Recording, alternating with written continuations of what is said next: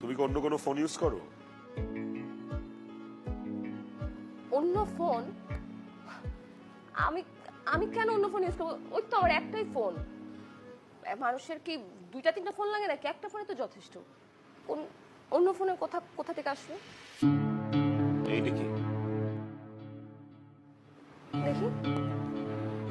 এটা তো নিশ্চয়ই আইফোনের চার্জার না। ও, এই চার্জার আমাদের বাসায় কোথা থেকে আসলো? তাই তো।